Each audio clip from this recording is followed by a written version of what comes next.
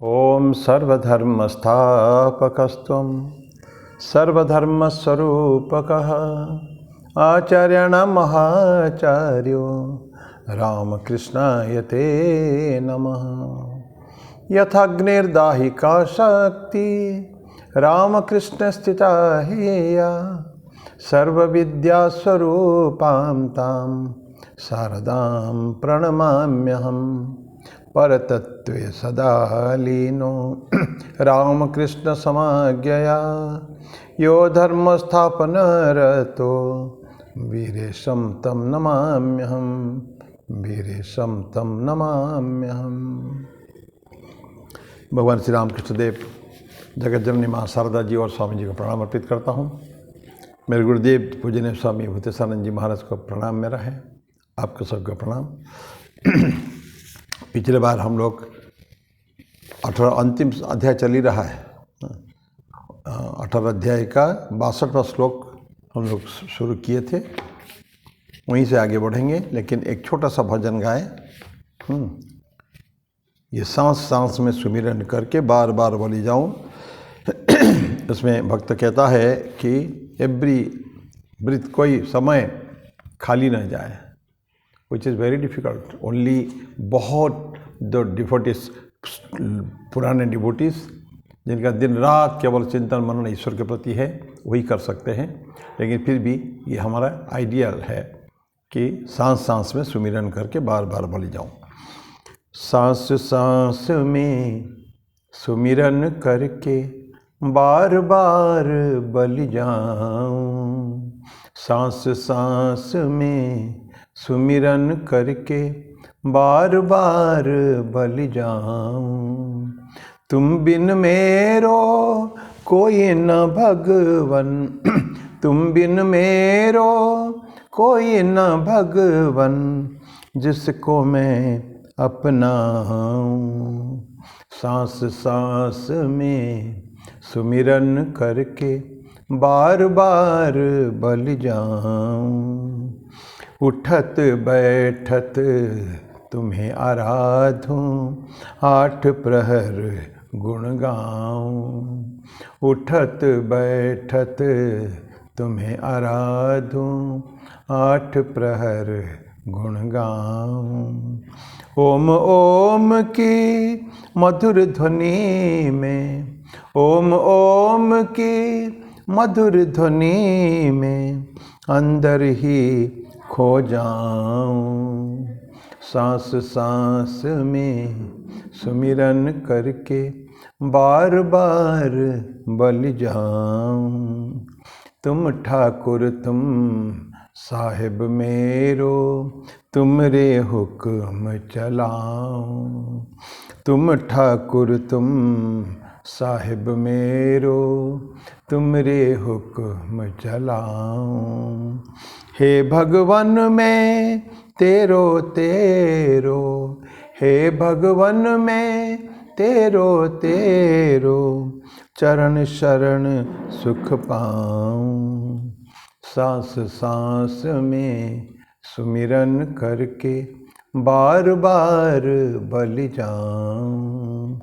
तुम बिन मेरो कोई न भगवन, तुम बिन मेरो कोई न भगवन, जिसको मैं अपनाऊं। सांस सांस में सुमिरन करके बार बार बलि जाऊं, बार बार बलि जाऊं।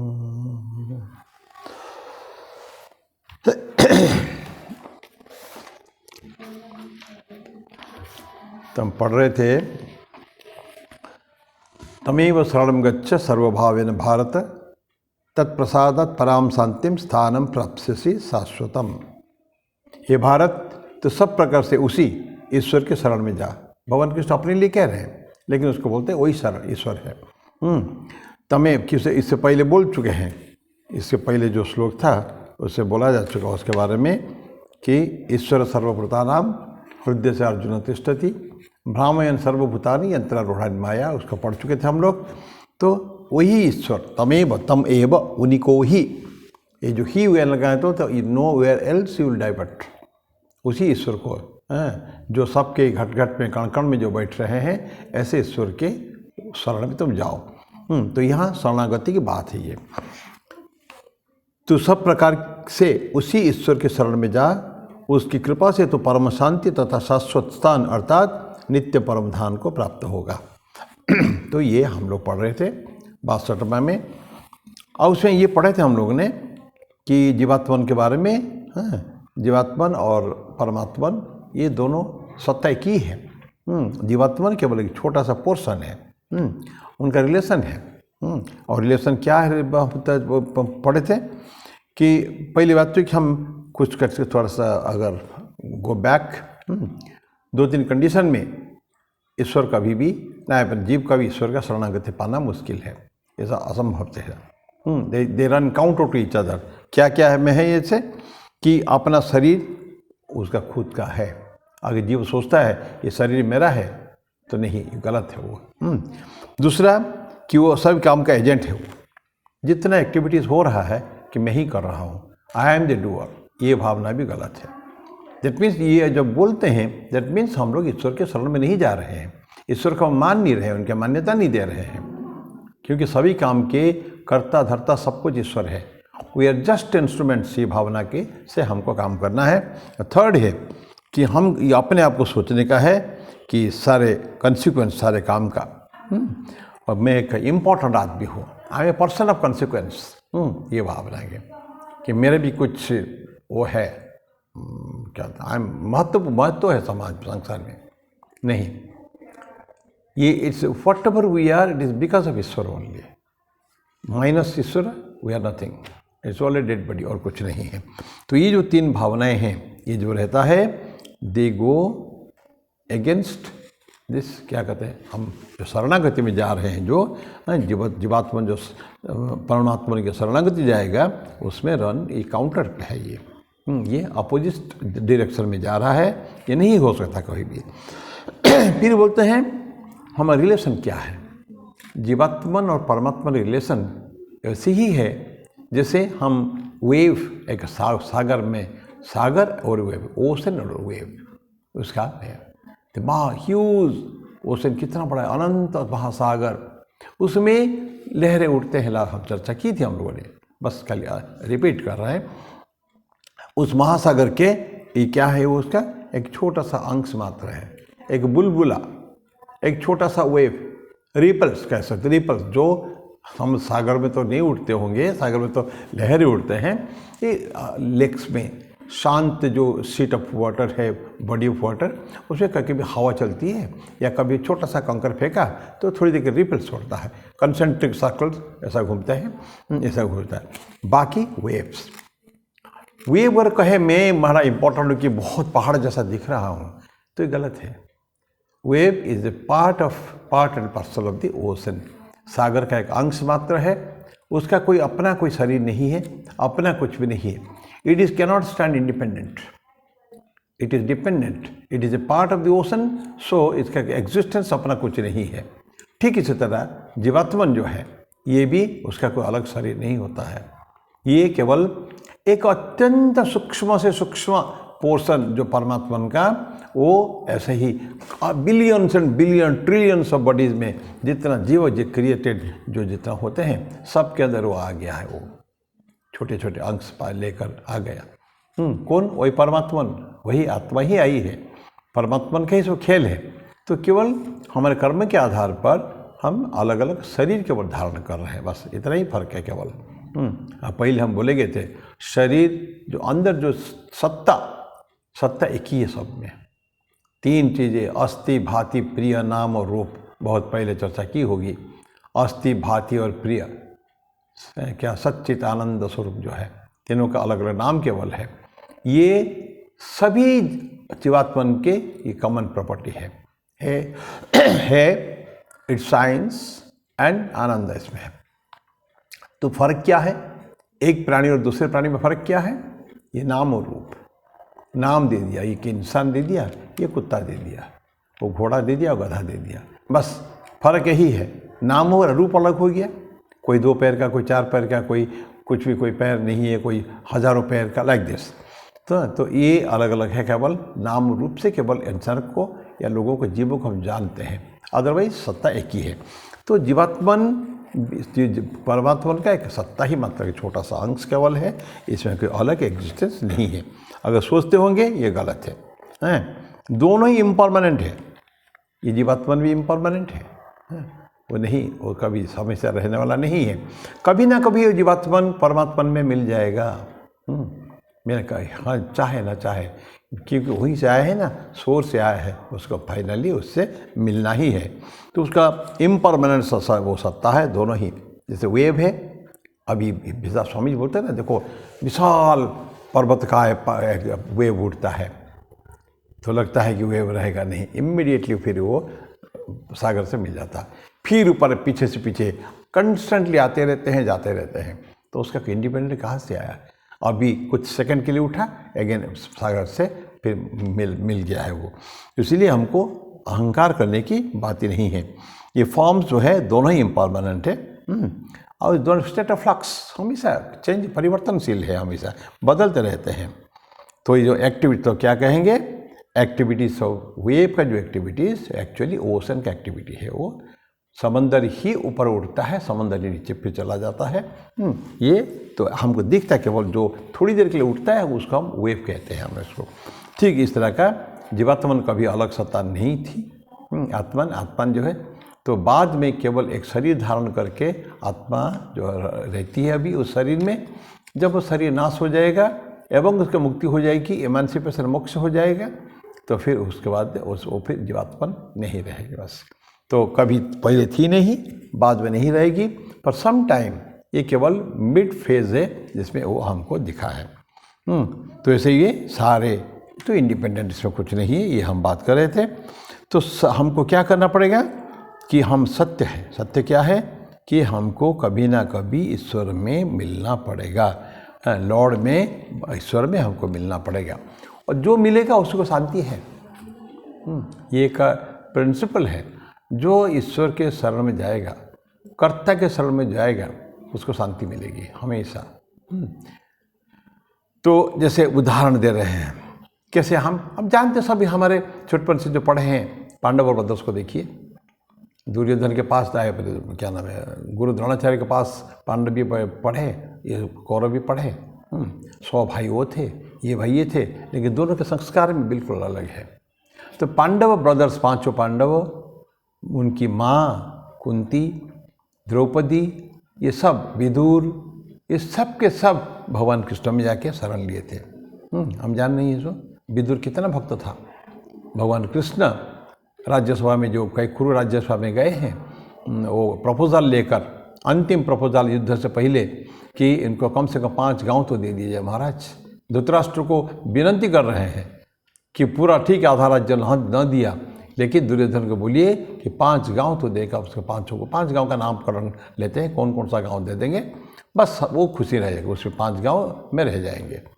दुर्योधन बोलता है, मना करता है, नहीं, मैं सुच्यग्र, सुई के नोक पर का जो विन है उतना भी नहीं दूंगा मैं। और भगवान कृष्ण को बंधन में डालने जाता है, बंदी बनाने की चलता है।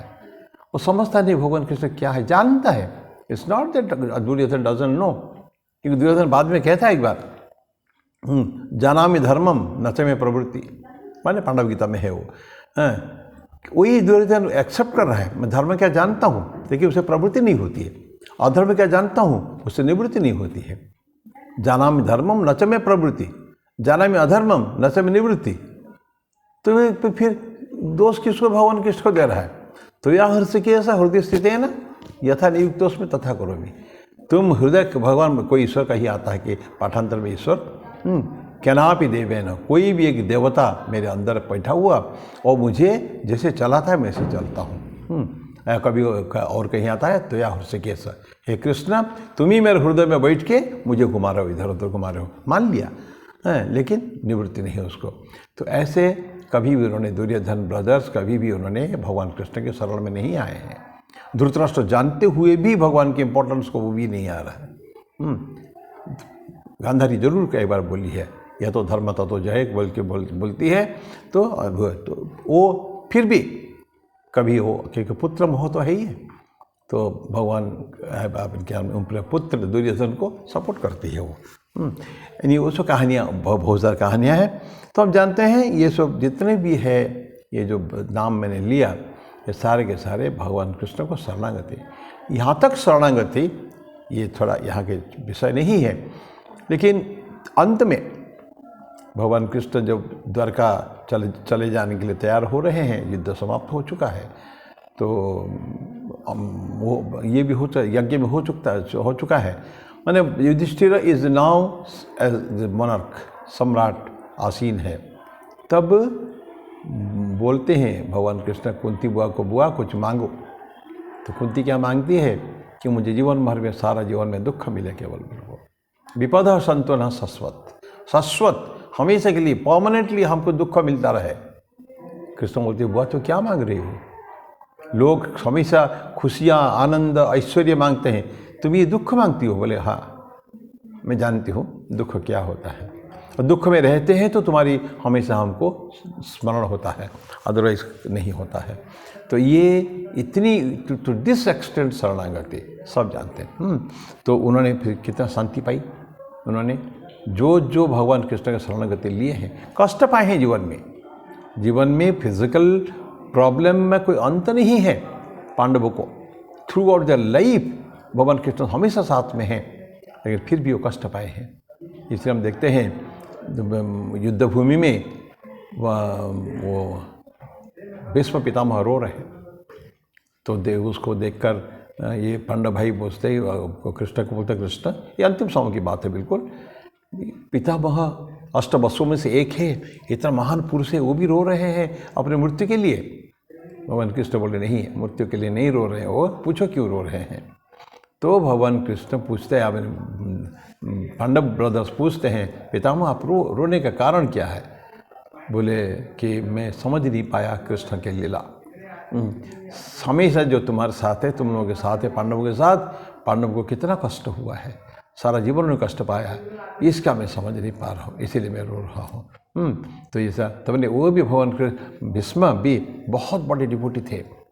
ये तो उनका भीष्म प्रतिज्ञा थी, जिसका कारण उन्होंने दुर्योधन का साथ हमेशा देने के लिए बाध्य हुए। उन्होंने ही वॉज बाउंड टू, क्योंकि उनका यही तो प्रॉब्लम है भीष्म प्रतिज्ञा में, गलत प्रतिज्ञा उन्होंने ले लिया था, गलत लोगों के साथ दिया था, लेकिन फिर भी उन्होंने निभाया उन्होंने। लेकिन सच ग्रेट डिवोटी भगवान कृष्ण, ग्रेट डिवोटी। तो रोते समय जो मृत्यु होती है उनको, क्या सुंदर कृष्ण के प्रति उनका जो है श्लोक, कुछ चैंटिंग का श्लोक पढ़ते हैं, स्तुति, भीष्म की कृष्ण स्तुति जो होती है, बहुत ब्यूटीफुल। तो वो भी थे, लेकिन जो भी है इत्तेफाक के सहयोग ऐसा था कि उन्हें पांडव की तरफ से नहीं लड़ के दुर्योधन की तरफ से लड़ना पड़ा था उनको। तो ये भगवान कृष्ण की भक्त हो गए। भगवान राम के भक्त दिखते हैं, बहुत सारे हैं, उनके सारे भाई हो गए हैं, गुहा, सुग्रीव और ये विभीषण, ये सारे जितने हैं, जामवंत वगैरह हुए, सारे पेज फौज, ये सारे भगवान राम जी के भक्त थे, भगवान श्री राम के। और उन्होंने भी कितनी शांति पाई उन्होंने। तो ये सारे, लेकिन अपोजिट एंड में देखते हैं कि उन्होंने साथ नहीं दिया, जैसे बाली, कैकेयी, सुग्रीव, रावण, कंस, ये सब विभिन्न समय में ऐसे अनंत बहुत सारे ऐसे व्यक्ति हैं जिन्होंने भगवान का साथ नहीं दिया है, भगवान के विरोध गए हैं, अपोजिट पे गए उन्होंने। तो लेकिन उन्होंने जीवन भर दुख पाए हैं। उन्होंने जीवन में कष्ट पाने के बाद थोड़ा कष्ट पाने, लेकिन परम शांति, हमेशा शांति में बैठते थे वो लोग। तकलीफ के बीच में भी हम ऐसे देखते हैं, जो वन में गए हैं युधिष्ठिर एंड उनके कंपनी, युधिष्ठिर कभी बैठ के हिमालय की तरफ देख रहे हैं, तो सोच रहे हैं, भगवान का नाम ले रहे हैं, भगवान की लीला का चिंतन कर रहे हैं। तो द्रौपदी आके पूछती है, क्या नाथ, क्या आपको मिलता है? ये जो भगवान कृष्ण की पूजा करते हैं, भगवान की पूजा करते हैं, हमको क्या मिलता है? दुर्योधन, युधिष्ठिर बड़े शांत स्वर बोलते, द्रौपदी हिमालय को देख रहे हो? बोले हाँ देख रहे हो। हिमालय से हमको क्या मिलता है? कुछ मिलता है नहीं।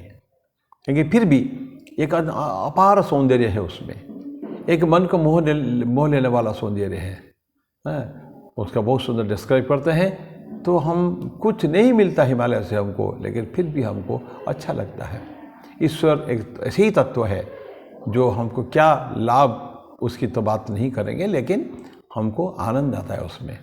तो ऐसा ही तो अंत शांति, कष्ट है लेकिन फिर भी they always remember God every moment, because they know भगवान कृष्ण का इम्पोर्टेंस उनके जीवन में क्या है, महत्व क्या है, वो जान रहे हैं। कोई भी एक क्षण भी कृष्ण प्रत्येक पदक्षेप में देखे हैं कि हर बार भगवान कृष्ण ने उनको जीवन बचाया उनका। और इवन युद्ध क्षेत्र में किसको मारना है किसको नहीं मरवाना है, ये भी भगवान कृष्ण ने तो किया। नहीं तो उनकी क्या आवश्यकता थी भीष्म पितामह को मरवाना, द्रोणाचार्य को मरवाना, ये सब को मरवाने की क्या आवश्यकता थी, उनको जरूरत नहीं थी, लेकिन है आवश्यक। क्योंकि कहते हैं कि जो बुरे एलिमेंट्स जो है वो तो बुरे हैं, लेकिन उससे ज़्यादा खतरनाक है वो व्यक्ति जो उनका साथ दे रहे हैं। जब भगवान कृष्ण के हुए था, पहले जो दुर्योधन का साथ दे रहे हैं सबको हटाओ यहाँ से। So Duryodhan was the last to die, हम जान रहे हैं ना। दुर्योधन अंतिम में मृत्यु, उनके जो पूर्व पक्ष के अंतिम मृत्यु दुर्योधन की होती है, लेकिन बाकी सब भीष्म पितामह से शुरू होता है। उनको गिराते हैं, द्रोणाचार्य गिरते हैं, कर्ण गिरता, सब एक एक बाद सब गिराते हैं, अंतिम में दुर्योधन। तो ये उनके जो साथ जो दिए हैं उन्होंने शांति पाई, जो साथ कभी नहीं दिए हैं वो जीवन में हमेशा कष्ट पाए हैं। तो कैकेयी बाली की तरह हम नाम दिया है उन्होंने। तो भगवान के शरण में जाने के बजाय विपरीत उन्होंने क्या करते हैं, उनका हमेशा अपोज करते हैं, और कितना कष्ट उनको हुआ है हम जानते हैं।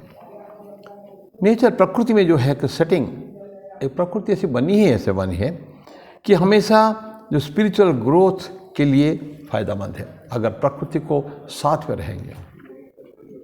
हम लोग दुर्भाग्य, हम लोग वी डोंट फॉलो नेचर। प्रकृति का एक नियम होता है, वो नियम कभी भंग नहीं होता कभी भी।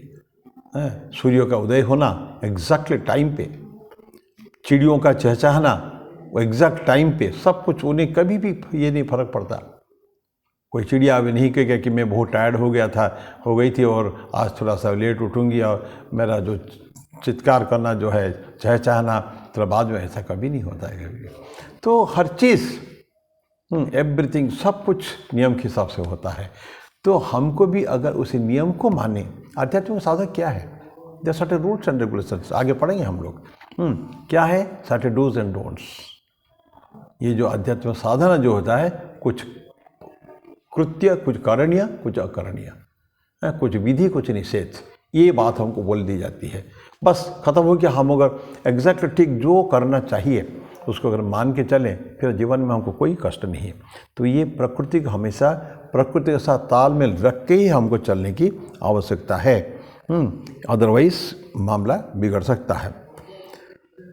और ग्रेस क्या होता है, ये जो सिचुएशन, ये जो फेवरेबल सिचुएशन प्रकृति हमको देती है, या हर चीज़ में हम अगर ठीक ठीक चीज़ों को मान के चलें, आध्यात्मिक चिंतन जो होता है, आध्यात्मिक नियम को मान के चलें, ये जो से इसी को हम ग्रेस कहते हैं। भगवान के कृपा दे दिया उन्होंने। दरअसल कहते हैं कि इंसान की, ये वचनामृत में ठाकुर बोलते हैं, स्वामी जी बोले हैं कि इंसान के सक्सेस के लिए, जीवन में सफलता के लिए दो चीज़ें आवश्यकता है, ईश्वर की कृपा और अपना पुरुषार्थ, grace and self effort. Divine grace one side and self effort, अपने भी कुछ करना पड़ेगा। ईश्वर की लीला, ईश्वर का आशीर्वाद हमेशा हम सबके ऊपर है, सबके ऊपर। किसी के ऊपर ईश्वर कभी भी वो नहीं करता कि इसको कम इसको ज़्यादा, ये तो उसका कर्म है जो उसको अलग कर देता है। अदरवाइज ईश्वर की कृपा में कभी कभी नहीं है। और ठाकुर उसका उदाहरण क्या देते हैं, दो व्यक्ति है, दो व्यक्ति के पास पर ज़मीन है उसका, जब वृष्टि होती है, बरसात होती है, तो भगवान कभी ये नहीं करता कि तुम्हारे खेत में वो बदमाश आदमी है, तुम्हारे खेत में ज़्यादा पानी नहीं देने का है, और जो अच्छा आदमी उसके खेत में पानी नहीं। सभी के लिए वर्षा सभी के ओर होती है, सिर्फ फल सुंदर उसको मिलता है, उसके जो खेती बढ़िया किसकी होती है, जो अपने मेहनत किया है। That is called self effort. पुरुषार्थ है वो, कृपा ईश्वर की, पुरुषार्थ हमारी, दोनों जब मिल जाएंगे then the things will be excellent. तो हम देखेंगे something great is coming out of that. ये भावना जो है, तो ध्यान रखेंगे हमको, तो नेचर के साथ हमको चलना पड़ेगा, वही है ग्रेस। तो ये हम ये कह सकते हैं कि उदाहरण इसके लिए, ये जो ग्रेस क्या है, ये जो हवा चलती है, ठाकुर बोलते हैं आप जो नदी में कोई आप नौका लगा दिया, पहले तो स्टीमर फीमर नहीं था, ये सब देखते पाल चलाते थे, ऊपर ऐसा स्टैंड रहेगा, उसका पाल, उसको यू कैन टर्न इट, कहीं भी घुमा सकते हैं। हवा की गति को देखते हुए पाल को बोलते हैं कि सेट कर लो, देन आपको ओरिंग जो मानना पड़ता है ना, खेवैया जो खेता है नाव को, उसकी आवश्यकता नहीं पड़ेगी, केवल कहीं कहीं थोड़ा सा डायरेक्शन बदलने के लिए उसको करना पड़ता है, अदरवाइज वो ठीक सुंदर चलेगा, बिल्कुल कंफर्टेबली। ठाकुर बोलते हैं कि एक बार पाल को सेट करके वो नौका वाला क्या करता है, बैठ के हुक्का पीता है, बीड़ी पीता है, सिगरेट पीता है बैठे बैठे, ठाकुर के पास है, हाँ, बैठ के फिर आनंद में बैठा रहता है। तो कैसे होता है, नाव को। तो प्रकृति से जो ग्रेस ईश्वर का जो है वही है, ये है हवा, मंद मंद मुस्कान हवा चलती रहती है और नौका चलता है। तो हमको उसी हिसाब से चलना पड़ेगा कि सेटिंग अपने शरीर की, पाल को जो है हमको केवल ठीक करना है, विंड भगवान के ग्रेस से, और उसको सेट कर देना है क्या, जो और पाल को जो है, ये हमारा काम है। तो ये भगवान को सारे समर्पित हो गया, ये केवल तूफान वगैरह हो तो फिर उसके लिए वो अलग अलग सा करना पड़ता है।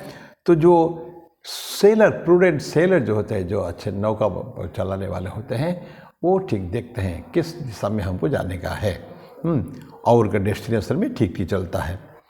और जो विंड का एडवांटेज ले लिया, फ़ायदा ले लिया ठीक दिशाओं का, हवा की, तब फिर उसको कभी खेने की ज़रूरत नहीं है, जब तक कि एडवर्स कंडीशन कोई ना आ जाए तब तक उसे करने की ज़रूरत नहीं है।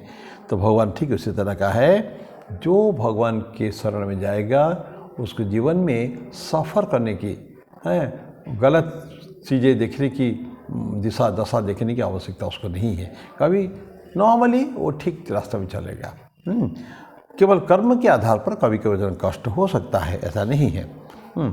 इसलिए तो आप तो क्या होता है, हम क्या जो वर्ल्डली लाइफ में हमको भगवान को हमेशा अपने आगे उनके श्री चरणों में हमारी प्रणति देकर हम हमेशा हमको अपने आप को सेफ रखते हैं, बल्कि भगवान हमको सेफ रखते हैं। तो देखेंगे भगवान गीता में कितने बार, अब आएगा इसी में ही 2-3 श्लोक के बाद आएगा, भगवान कृष्ण कई बार गीता में बोलेंगे, तो मेरे शरण में आ जाए, मेरी भक्ति कर, मेरी उपासना कर, मैं सब इस तरह का मेरी मेरी मेरी मेरी बोलते हैं। वही शेष, बिकॉज हमारा आध्यात्मिक साधना का एक परिणति वही है, हमको अच्छे मार्ग में जाना है। तो इसलिए भगवान कृष्ण खेल के डायरेक्शन दे देते, तुम ऐसा ऐसा करोगे तो तुमको जीवन में कोई कष्ट नहीं है। तो ये हमारे जो कर्म है, कर्मों को ठीक ठीक करना है, तो जीवन में हमेशा शांति हमको प्राप्त होगी। तो ईश्वर के सब ईश्वर कर रहे हैं, ये भावना। उसके ऊपर ठाकुर की एक बहुत सुंदर छोटी सी कहानी है। कहानी क्या है, भगवान राधिका, श्री राधा तो कभी भी नहीं बोलती कि मैं ये कर रहा हूँ, सब कुछ ईश्वर कृष्ण का ही साली लीला है। राधा को भेजा गया पानी लाने के लिए, जल लाने के लिए यमुना से, और किसमें जो घड़ा दिया गया, ढेर सारे छेद उसमें थे, दिया गया राधिका कैसे पानी लाती है उसमें, और राधा पानी भरी और लेके आ गई, एक भी बूंद उसमें से गिरा ही नहीं, छेद होने के बावजूद भी। लोग देख के आश्चर्य हो गए, दे कुड नॉट बिलीव कि हम घड़ा जो दिया था, मटका दिया था, वो तो छेद वाला, ये कैसे हो गया। ये राधिका से पूछे, ये कैसे ये आश्चर्य हो गया, मिरेकल। राधिका बोली, मुझे कुछ पता नहीं है, मैंने कृष्ण को, मेरा जवाब कृष्ण का मेरे दिमाग से कभी उतरता नहीं है, मैं कृष्ण को याद करके जल भर ली और जल भर के मैं ले आई, यहाँ ख़त्म हो गया। तो जो हो रहा है वो कृष्ण ने किया, मैंने कुछ किया नहीं है। तो Radha has not done anything, जो कुछ किया है वो छेद वाला हो या कैसे भी हो, तो समझ लो कि वो छेद का भगवान कृष्ण ने ही उन्हें बंद कर रखा था। तो बोलते हैं कि जो कुछ हुआ है, जो कुछ हो रहा है, सब कृष्ण ही है, मैं कुछ जानते नहीं हूँ। ये 62 देखा, तमेव शरणम गच्छ सर्वभावेन भारत, तत्प्रसादात, उसी के प्रसाद से शांति प्राप्त करोगे, स्थानम प्राप्त से शाश्वतम, कैसे क्या स्थान आपको मिलेगा? शाश्वत स्थान, permanent seat at the feet of the Lord, भगवान के चरणों पर। कहता है ना वो लोक में जाते हैं हम लोग, राम ठाकुर को इसे कहते हैं रामकृष्ण लोक, जिसकी मृत्यु होती डिवोटी की, कहाँ गया? रामकृष्ण लोक, ठाकुर के साथ जाके लीला करेंगे। फिर पहले स्वर्ग का कंसेप्ट था, इंद्रलोक, देवलोक, ब्रह्मलोक, ये सब विभिन्न प्रकार लोक था, है, अभी भी कंसेप्ट धर्म में है, लेकिन हम लोग इसको रामकृष्ण लोक बोलते हैं।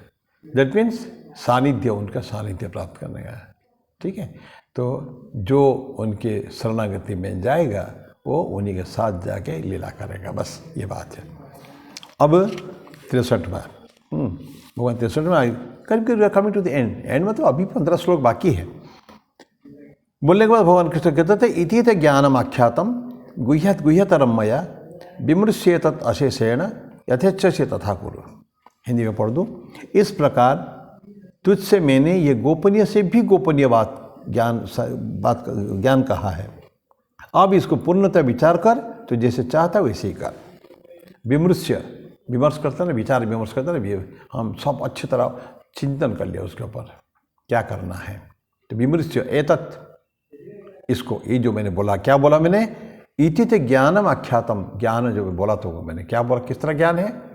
तो ये गुह्यतरम, गुह्य बात मतलब अत्यंत सीक्रेट, सीक्रेट प्रोफाउंड ट्रूथ जिसको कहते हैं, बहुत ही उच्च दर्जे की जो सत्य है एवं अत्यंत सीक्रेट भी है। गुह्यतरम माने गुह्य से भी गुह्य, गंभीर से गंभीर बात मैंने, गुप्त से गुप्त बात मैंने तुमको अभी कही है। विमृश्य एतत् अशेषेण, अशेषण मतलब गो ऑन थिंकिंग, ऐसा नहीं इमीडिएटली मैं कर लूँगा, ऐसा नहीं, तो चिंतन करो क्या करना है। इतने समय से भगवान कृष्ण उसको गीता तो सुना रहे हैं। जैसे अर्जुन ने बोला था शुरुआत में, युद्ध की शुरुआत में, जब मैं देखना चाहता हूँ एवं बोल दिया कि मैं फर्स्ट चैप्टर अर्जुन विषाद योग, कि मैं युद्ध नहीं करना चाहता हूँ, बिकॉज बाकी rest of the things we know. क्यों? अपने जस्टिफिकेशन दिया था कि मैं इसीलिए नहीं करूँगा, मैं, ऐसा नहीं होता है। तो भगवान कृष्ण तब से लेके समझा रहे हैं। फर्स्ट चैप्टर तो भगवान कृष्ण कुछ बोले नहीं, सेकेंड चैप्टर में 11वां श्लोक से लेके भगवान कृष्ण समझा रहे हैं। बीच में सेकेंड और थर्ड वर्ष में, श्लोक में, सेकेंड चैप्टर के उन्होंने 2 शॉक ट्रीटमेंट अर्जुन को दिया था। क्लिबियंग मास्मा गमा पार्थ इत्यादि इत्यादि दिया था। 11 श्लोक से लेके 11 श्लोक से लेके उनका चालू है समझाना। बीच में कितने बार बोल चुके हैं, आश्वासन वाणी, चिंता मत करो, मैं हूँ, मां मनुस्मर युद्ध च, तुम मेरे को स्मरण करो, मेरा अनुसरण करो एवं युद्ध करते रहो, कोई चिंता नहीं है। इतने देने के बाद भी अर्जुन फिर भी अभी खत्म नहीं हुआ है, इसीलिए भगवान कृष्ण उसको बोलते हैं, अब तुमको जो बोलना था मैंने बोल दिया अर्जुन, हैं, गुह्य से गुह्य बातें तुमको बोल दी है, ये सारे को चिंतन करो, विचार करो एवं यथेच्छसे तथा करो। नाउ ही गिव्स फ्रीडम चाहिए, आध्यात्मिक मार्ग में क्या, हर चीज़ में फ्रीडम। स्वामी जी फ्रीडम शब्द को बहुत ही कहते थे, बी फ्री। तो स्वामी साहब मुक्ति मुक्ति मुक्ति, इसे देखते हैं स्वामी जी जो मृत्यु वर्ण करते हैं ना, 4 जुलाई को करते हैं। उनको 4 जुलाई अमेरिका का इंडिपेंडेंस डे है, स्वतंत्रता दिवस अमेरिका का, यूएस का। इसलिए स्वामी जी को तब तो भारत परतंत्र, तो उन्होंने अमेरिका के इंडिपेंडेंस डे को ही अपना मृत्यु का दिन चुना, 4, बिकॉज ही लव्ड फ्रीडम। अभी यहाँ भी ऐसे फ्रीडम बोलते हैं। तो विमृश्य एतत् यथा, तो जो तुम कहना करो ना, ये तुमको मैं बहुत समझा दिया, और बोलने की आवश्यकता नहीं है। अब देखिए, अब हम क्या कहते हैं, गुह्यतरम, दैट मीन गुह्य भी है, सीक्रेट, गुह्य तो सीक्रेट, और प्रोफाउंड भी है, अत्यंत महान सत्य है, परम सत्य जिसको कहेंगे हम लोग। तो वही बोलते हैं कि प्रोफाउंड ट्रूथ क्या है, प्रोफाउंड के कैसे हम समझेंगे, प्रोफाउंड क्या होता है, ये समझना थोड़ा डिफिकल्ट है, hard to understand, very hard, सभी लोग समझ नहीं पाएंगे। वही बात बोलेंगे, कुछ लोग समझ जाते हैं, कुछ लोग समझ नहीं पाते हैं। ये हमेशा हर युग में रहता है। शिष्य गुरुकुल में भी शिक्षक गुरु बोलते थे, एक से बताया सभी को। ये मैं पाठांतर थोड़ा कर रहा हूँ, विषयांतर। गुरुकुल में आते थे एक साथ, मान लीजिए 10 लोग आते हैं पढ़ने के लिए, लेकिन गुरु सबको एक साथ नहीं पढ़ाते थे। और क्या बोलते थे, बैठ जाओ बेटा, मैं कुछ श्लोक चांटिंग करता हूँ, कुछ पाठ करता हूँ, मैं देखूँगा कौन उसको याद करता है।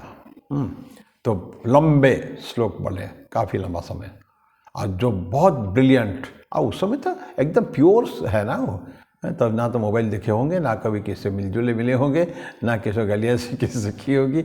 सीधा 7 साल उम्र में तो गुरुकुल में आते थे। तो उन्होंने आके कुछ लड़के एकदम ब्रिलियंट फर्स्ट टाइम में उन्होंने याद कर लिया एकदम। तो ना वो क्या हुआ, एकस्तुत हो गए वो श्रुति, एकश्रुति, एक बार बोलने से गुरु याद कर लिया। अभी भी कुछ बाकी है, चलो सेकंड टाइम में सुनाऊंगा। फिर सेकंड टाइम फिर कुछ लड़के याद कर लिया, वो हो गया द्विश्रुति। अंतिम बार गुरु कहेंगे, अब थर्ड टाइम यानी अंतिम बार में बोलूँगा, कौन देखेगी याद करता है। थर्ड टाइम में भी कुछ लड़के, तो फर्स्ट सेकंड थर्ड एकश्रुति, द्विश्रुति और त्रिश्रुति, इनको गुरु बोलते हैं कि तुम आ जाओ, तुम पढ़ोगे। बाकी का पढ़ाई अभी शुरू नहीं हो रहा है। तुम अभी यहाँ रहोगे, तुम जाओगे नहीं यहाँ से। यही होता था उस समय गुरुकुल में, एक साथ सबको नहीं पढ़ाते थे। अब तो जो भी आता सबको एक ही जैसा चीज़ पढ़ाना पड़ता है। तो फिर साथ पढ़ते थे, जो लोग बाकी रह जाते थे उनको भी धीरे धीरे वो भी उस लायक बन जाते थे, फिर उनको पढ़ते थे सब। ऐसा होता था। तो बोलते हैं कि वो ये डिपेंड करता है कि लोगों के ऊपर है। जो सत्य है सभी लोग एक साथ समझ नहीं पाते थे। तो प्रोफाउंड ट्रूथ जो होता है, कुछ लोग समझते थे, कुछ लोग नहीं समझते, हार्ड टू अंडरस्टैंड। और ये होता है कि सीक्रेट, सीक्रेट क्या होता है, जिसको छुपा के रखा गया है, हिडन फ्रॉम द पब्लिक। वो इतना गुप्त सभी को नहीं बोला जाता है कभी भी। ऐसा तो प्रोफाउंड भी है और बोलता है कि ये सीक्रेट भी है, जिसको अलग रखा गया है। तो ऐसा हुआ है। लॉज ऑफ नेचर जो होता है ना, हम देखते हैं जो कुछ सत्य जो होते हैं प्रकृति में होते हैं, कुछ प्रोफाउंड होते हैं और कुछ सीक्रेट भी होते हैं। तो केवल हम लोगों को सभी को धीरे धीरे उसको मिलता है। एक हम छोटा सा उदाहरण लेते हैं कि सीक्रेट क्या होता है। हम देखते हैं कि पहले कुछ जिसे हम जानते नहीं थे, दैट केम लेटर ऑन। जैसे पर बिजली, इलेक्ट्रिसिटी मान लें, इलेक्ट्रिसिटी पहले तो था ही नहीं, लंबे समय पहले। हम बहुत ज़्यादा पुराना नहीं है, बेलूर मठ में देखते हैं, जो बेलूर मठ शुरू हो गया, रामकृष्ण मिशन शुरू हो गया, तब तो, या उससे पहले भी दक्षिणेश्वर में तो था ही, बिजली थी नहीं। ये प्रदीप जलाए जाते थे, दीप जलाए जाते थे, गैस बत्ती भी होती है, सो होती थी उसमें। पर धीरे धीरे बिजली आई, और बिजली से न जाने कितना बड़े बड़े काम हुए, बड़े साइंटिस्ट के बड़े काम हुए हैं। ऐसा करके एक के बाद एक ऐसा चीज़ें आती हैं। हम ही लोग अपना जीवन में देखे हैं। ये जो टेलीफोन में एसटीडी वाला को नहीं था, ये जो इंटरनेट तो अब का जैसा है, अभी तो आया है इंटरनेट। तो उससे पहले हमको एसटीडी बूथ में जाके हमको 180 में बुक करना पड़ता था, कहीं कॉल बुक करना पड़ता था, एसटीडी कॉल होता भी नहीं था। तो धीरे धीरे अब इतना सुंदर अभी हो गया है, मोबाइल नेटवर्क हो गया, और ये तो हो गया, न जाने कितना फास्ट, वेरी फास्ट हो गया है। पहले पत्र लिखते थे हम, पत्र के जगह हम ईमेल दे देते हैं। मेरे को याद है जब फर्स्ट टाइम मैंने ईमेल दिया था, अमेरिका में मेरा एक स्टूडेंट था, तो बहुत खुश हुआ कि sir for the first time मैं आपसे ईमेल मिला है। जानना जब सच में पता नहीं था तब तो ये धीरे धीरे हम लोग जान रहे हैं। तो ज्ञान का उन्मोचन हो रहा है, ये नए नई चीज़ें आती है, नए नए होता है, और साइंटिस्ट लोग उस पर बहुत काम करते हैं ना। वैज्ञानिक जो है अनेक काम करते हैं उसमें। तो अब धीरे धीरे हो ही रहा है, जो नहीं था तो अब आ रहा है, हम लोग कल्पना भी नहीं कर सकते हैं। रामकृष्ण देव जो कैंसर से पीड़ित थे, तब तो कुछ नहीं था, कोई बीमारी को असाध्य रोग था वो। कितने डॉक्टर बदले हैं, मेडिसिन होम्योपैथ से लेके, एलोपैथिक से लेके, आयुर्वेद से लेके, कितने डॉक्टर बदले हैं, लेकिन कुछ हुआ ही नहीं। लेकिन आजकल ऐसा नहीं है। कैंसर फर्स्ट सेकंड स्टेज में पकड़ी गई है, कैंसर डिजीज अगर डिटेक्ट हो गया तो उसको ठीक होने का चांसेस काफ़ी है, बहुत चांसेस है। अभी मेरे को ध्यान है, अभी कुछ दिन पहले मैं एक हॉस्पिटल में गया था बिलासपुर के, हमारे एक बच्चा ही है, जैसे हमारे यंग बॉय है, तो उसका हॉस्पिटल में तो कहीं कैंसर का था, तो डे था 5 मेरे ख्याल में 5 तारीख का दिन था फरवरी का। तो ये कैंसर डे था वो। तो उसने सारे उन पेशेंट को बुलाया था जो पेशेंट उसके हॉस्पिटल से ठीक होके गए हैं। एकदम now they are perfectly okay. उनका ससुराल से पल देकर कैसा सम्मान किया गया, बहुत सुंदर छोटा सा प्रोग्राम हो गया था एज प्रेजेंट देयर। तो क्या होता है, ठीक भी काफ़ी लोग होते हैं। तो ये लेकिन बिकॉज स्लोली, धीरे धीरे होता है। तो मैं मेरे ख्याल में ये मेरे यही समाप्त करूँ मैं। तो जो कहते हैं इति ज्ञानमाख्यातम गुह्याति, गुह्य एवं सीक्रेट एवं प्रोफाउंड, ये ट्रूथ की बात कर रहे हैं। लेकिन प्रोफाउंडिटी धीरे धीरे प्रोफाउंड को भी लोग धीरे धीरे समझने लगते हैं, फिर नया चीज़ें आती हैं। और यही मैं समाप्त करके आगे फिर हम लोग नेक्स्ट टाइम में फिर और बातों पर चर्चा करेंगे। तब तक के लिए मैं वाणी को विराम दूँ। ओम शांति शांति शांति। हरि ओम तत्सत। श्री राम कृष्णार्पणमस्तु।